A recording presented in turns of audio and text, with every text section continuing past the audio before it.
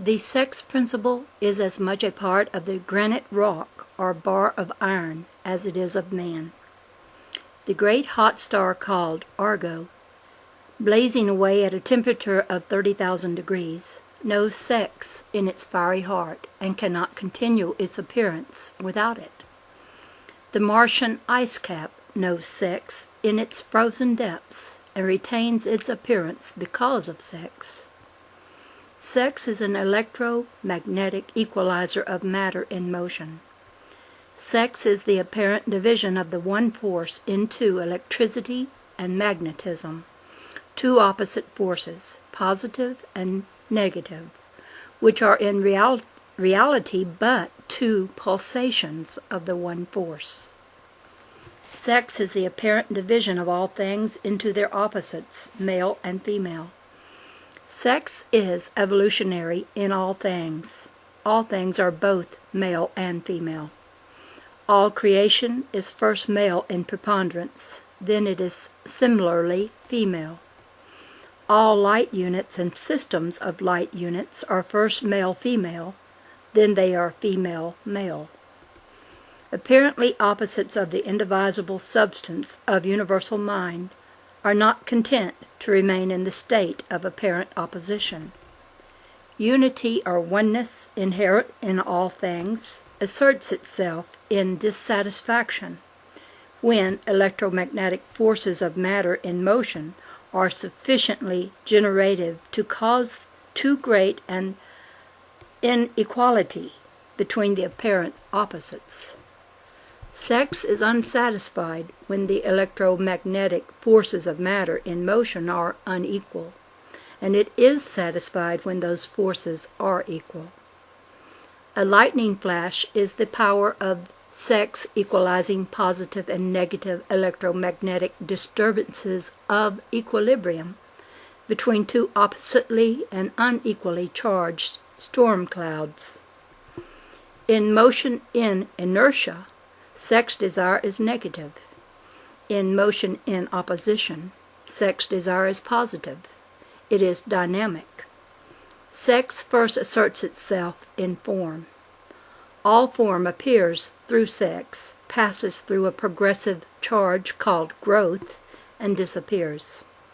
All growth is impelled by force and motion, and controlled by sex. Neither sex, nor force, nor motion is of itself alone. Each is of the others. Nothing is of itself alone. There can be no force without thinking. There can be no motion without the force of thinking. There can be no ideal of mind without sex opposition. There can be no continuity of ideal without sex union. Without union in mating, the ideal of any one thing would be extinct as an appearance. Thinking and working are the causes of those elements which man calls sex, force, and motion. Without all three of these, there could be no appearance of existence as man knows existence. Thinking and working continue the appearance of all ideal from the high to the low octaves of creation. All creating things are but the ideals of divine mind. The whole ideal of all things is in the seed of all things. In the seed of ideal is the whole of ideal. In the seed of the oak is the whole of the oak. In the seed of the rose is the whole of the rose. In the seed of man is the whole of man.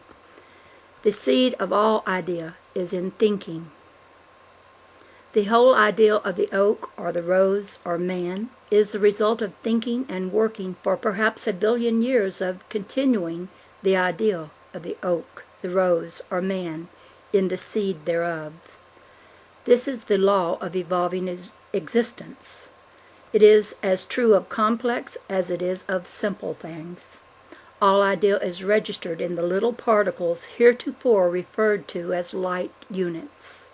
These units of light, heat, sex, electricity, and magnetism, are all male and all female. Every unit is either preponderantly male or preponderantly female. Just so is every unit either preponderantly electric or preponderantly magnetic.